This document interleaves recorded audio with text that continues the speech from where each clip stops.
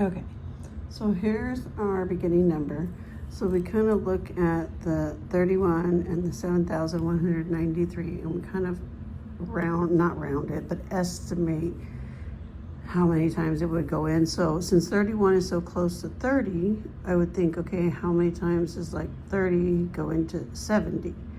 Okay, about 2 times, but not exactly. So I would kind of estimate, since you always go under instead of over, because the next, I look at these first numbers, sorry, I'm all over the place.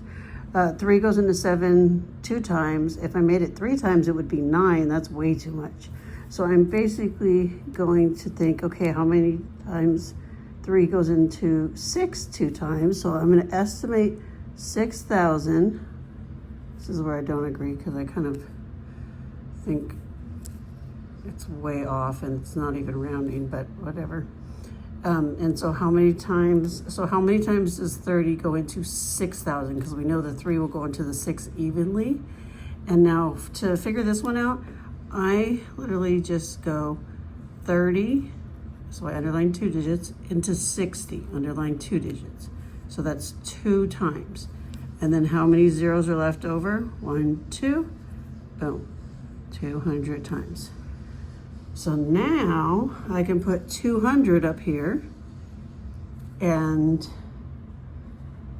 I have to figure out how many times 31 goes into, 31 times 200, sorry. I teach first grade, trying to remember from when my son was in 5th grade. So I go 31 times 2, okay, so that's 62, and then the 2 zeros you add on, subtract, or you can come over here to the side and actually do 200 times 31, but that just ends up taking a long time. So a lot of times when there's zeros at the end, I just kind of pretend they're not there and add them at the end. So now we subtract, so I have 930, borrow 9. There we go. So now you have to figure, okay, 3 goes into 9 3 times, so 900 will work. So over here, I'm going to estimate 900 divided by 30. And so again, 30 goes into 90 3 times, 1 0 left over, so I'll just move that over, just bloop, over there. So now that's 30. So then I come back up here, put the 30. Yeah, this is my least favorite method. Okay, so now I have to figure out what's 31 times 30.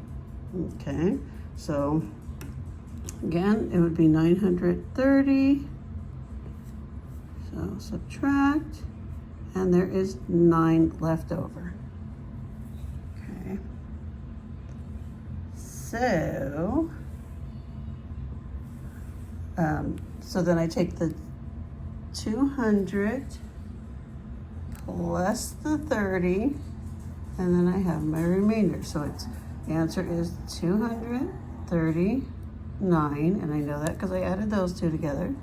Remainder 9.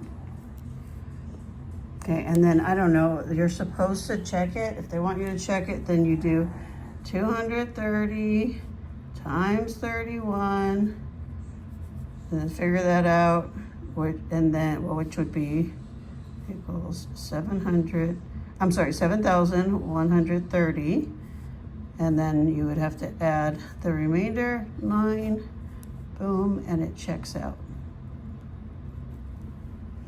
Sorry, that was a terrible explanation, but that's this method. One of the other box methods I found a lot easier for the kiddos, but we've got to teach them all the method because you never know which one will stick. All right, so there's the answer, and there's how you work the problem out and show it. You don't really have to do this one because technically you should be able to do that in your head, so don't worry about that. All right, hope that helped.